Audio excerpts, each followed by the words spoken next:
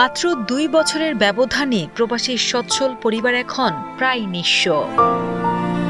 সিঙ্গাপুরে যেখানে সচ্ছলভাবে আরামায়েশে জীবনযাপন করার কথা ছিল শফিকুলের, সেখানে এখন দেশে ফিরে মরণব্যাধি ক্যান্সারের চিকিৎসার অভাবে মৃত্যু পথযাত্রী তিনি। আমি বাঁচতে চাই, আমি পরিবারের জন্য, মা বাবার জন্য বাঁচতে চাই।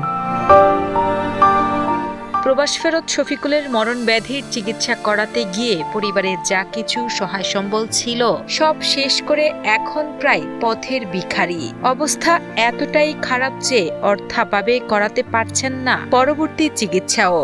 আমার পরিবারের সহায় সম্পদ যা ছিল তা দিয়ে আমি চিকিৎসা করিয়েছি। বর্তমানে ডাক্তার বলছে যে বোন মেরু ট্রান্সপ্লান্ট করতে হবে, যেটা একটা ব্যয়বহুল ট্রিটমেন্ট।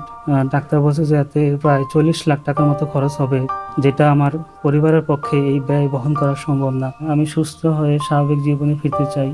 দেশবাসী আমার পাশে দাঁড়ান। চাঁদপুর মতলব দক্ষিণ উপজেলার পদ্মপাল গ্রামের বাসিন্দা শফিকুল ইসলাম ২০২৩ সালে পরিবারের মুখে হাসি ফোটাতে ধার দেনা করে সিঙ্গাপুরে পাড়ি জমিয়েছিলেন তিনি। কিন্তু ভাগ্যের নির্মম পরিহাসে মাত্র ৮ মাস পরেই শরীরে দেখা দেয় নানা জটিলতা। পরীক্ষা নিরীক্ষায় ধরা পড়ে মরণ ব্যাধি ক্যান্সার। সিঙ্গাপুর থেকে সৈন্য হাতে দেশে ফেরার পর শুরু হয় যন্ত্রণাময় এক পথ চলা।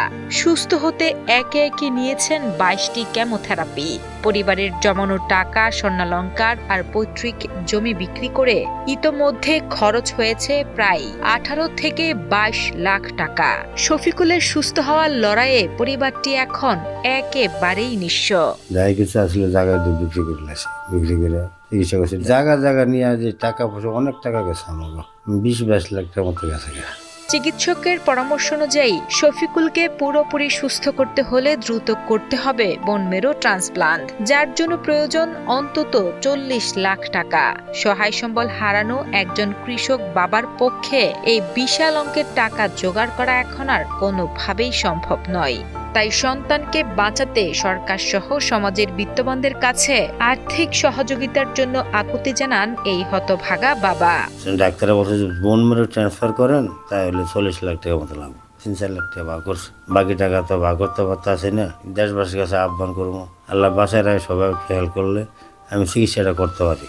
শফিকুলের বর্তমান এই দুরবস্থা দেখে ব্যথিত স্বজন ও প্রতিবেশীরা। এই স্বপ্নবাজ যুবক যেন সুস্থ হয়ে আবারও পরিবারের হাল ধরতে পারেন, সেজন্য সামর্থ্যবান ও দানশীলদের পরিবারটির পাশে দাঁড়ানোর আহ্বান জানান তারা।